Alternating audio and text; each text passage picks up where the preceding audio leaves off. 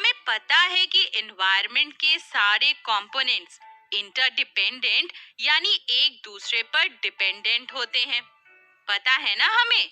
All the components of the environment are interdependent.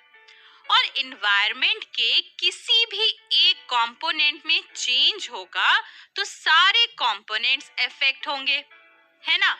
तो इसीलिए हमें अपने सर्वाइवल के लिए और नेचर में एक बैलेंस मेंटेन रखने के लिए बायोडायवर्सिटी को कंजर्व करना यानी बचाना बहुत जरूरी है।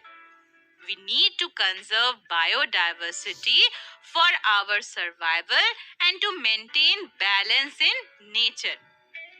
बायोडायवर्सिटी के कंजर्वेशन के लिए यानी बायोडायवर्सिटी को बचाने के लिए, प्रोटेक्ट करने के लिए गवर्नमेंट और बहुत सी non government bodies local, national और इंटरनेशनल लेवल पर काम कर रही हैं। Many government and non-government bodies are working at local, national and international level to conserve biodiversity. और फ्रेंड्स, ऐसी ही एक इंटरनेशनल बॉडी है, international union for conservation of nature and natural resources. क्या नाम है इस इंटरनेशनल बॉडी का? International union for conservation of nature and natural resources यानी IUCN इसका शॉर्ट फॉर्म है। इसे अब हम वर्ल्ड कंजर्वेशन यूनियन या WCU भी कहते हैं। क्या कहते हैं? वर्ल्ड कंजर्वेशन यूनियन या WCU।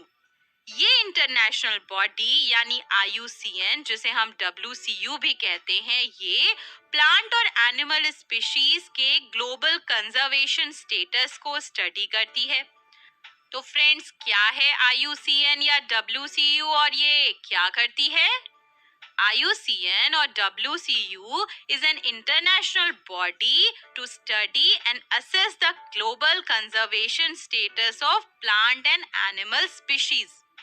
IUCN एक कॉम्प्रिहेंसिव यानी डिटेल लिस्ट मेंटेन करती है और इस लिस्ट को IUCN red list of threatened species कहते हैं।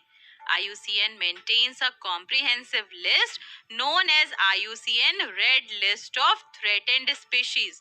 और IUCN रेड लिस्ट का मेन एम है कंजर्वेशनिस्ट का अटेंशन उन स्पीशीज की तरफ लाना जो एक्सटिंक्ट हो सकती हैं, जिनका सर्वाइवल थ्रेटेंड है यानी मुश्किल में है, जिससे हम उन स्पीशीज को कंजर्व कर सकें।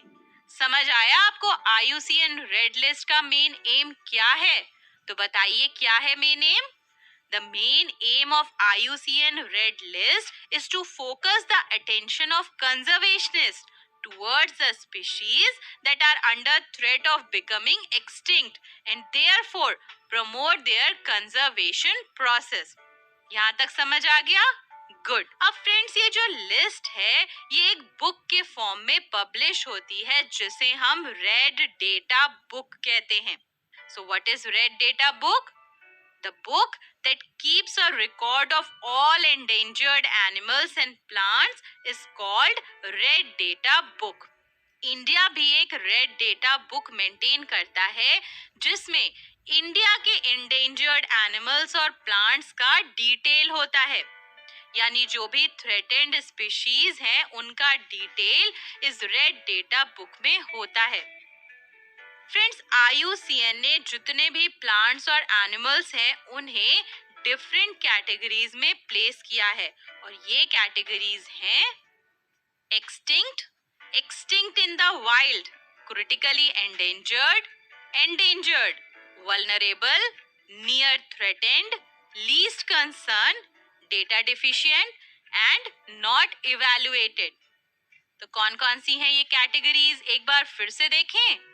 The categories are extinct, extinct in the wild, critically endangered, endangered, vulnerable, near threatened, least concern and data deficient.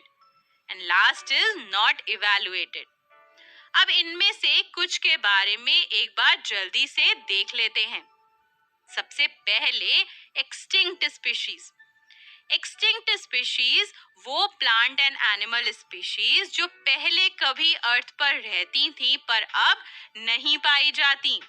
समझ आया आपको? एक्सटिंक्ट स्पीशीज वो जो पहले अर्थ पर रहती थी पर अब नहीं पाई जाती। तो फ्रेंड्स, क्या है extinct species? The species of plants and animals that are not found now but once lived on the earth are called extinct species. And for example, dinosaurs and dodo bird. Dinosaurs पहले अर्थ पर रहते थे ना और अब नहीं पाए जाते, तो वो क्या है? एक्सटिंक्ट एनिमल्स हैं। और इसी तरह मॉरिशस की डोडो बर्ड जो पहले सरवाइव करती थी और अब अर्थ पर नहीं पाई जाती, ये क्या है? ये भी एक्सटिंक्ट स्पीशीज है। नेक्स्ट है एंडेंजर्ड स्पीशीज। एंडेंजर्ड स्पीशीज वो प्लांट एंड एनिमल स्पीशीज हैं जो नियर फ्यूचर में एक्सटिंक्ट हो सकती हैं।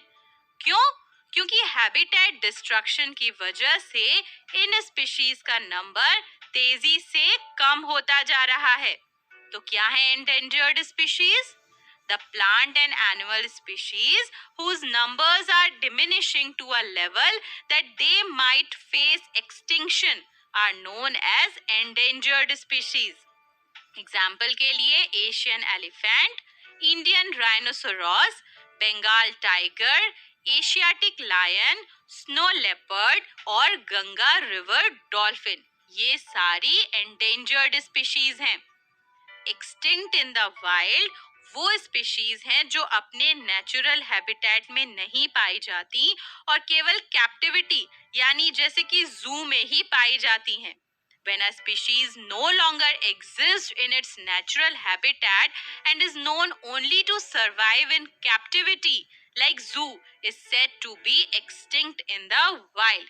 Example, cheetah that has become extinct in the wild from our country. Critically endangered species वो स्पीशीज जो एक्सटिंक्ट होने के हाई रिस्क पर है।